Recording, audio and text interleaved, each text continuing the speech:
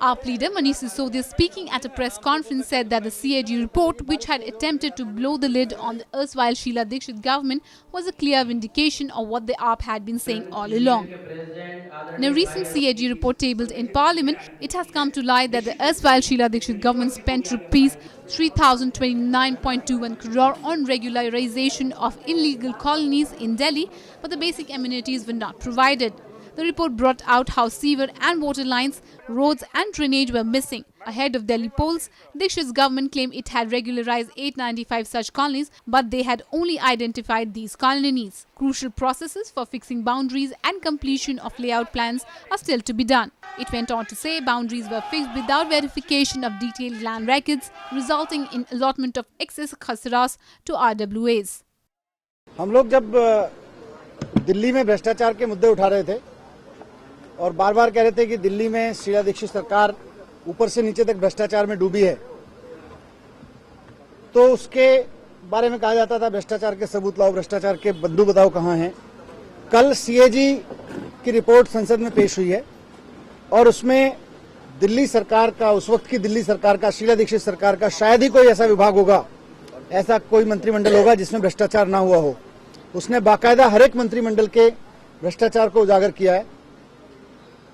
सबसे बड़ी चीज ये है कि खुद शीला दीक्षित जी के ऊपर भ्रष्टाचार के आरोप हैं और वो भी अनऑथराइज्ड कॉलोनीज में, 895 अनऑथराइज्ड कॉलोनीज में जिनके उन्होंने प्रोविजनल सर्टिफिकेट बांटे थे, वहां पर विकास के नाम पर 3000 करोड़ रुपए खर्च करने के रूप में वो पैसा कहां गया। सीएजी का कहना है कि उस पैसे का कहीं अता पता नहीं है, तो वो 3000 करोड़ रुपए कहां गया। Manish Sisodia questioned why had the government not taken any action against the Kerala governor Sheila Dikshit. इसको लेके आपको याद होगा कि जब हम सरकार में थे तो 3 फरवरी को हमने राष्ट्रपति महोदय को भी रिकमेंड किया था कि इस मामले में कानून सम्मत कार्रवाई, सख्त से सख्त कार्रवाई की जाए, लेकिन उस वक्त कार्रवाई करने की जगह शीला दीक्षित जी को केरल का गवर्नर बना दिया गया। और आज जबकि भारतीय जनता पार्टी अपनी सरकार बनने के बाद राजनीतिक कारणों से गवर्नर्स को हटा रही है, शीला दीक्षित जी को क्यों नहीं हटाया जा रहा।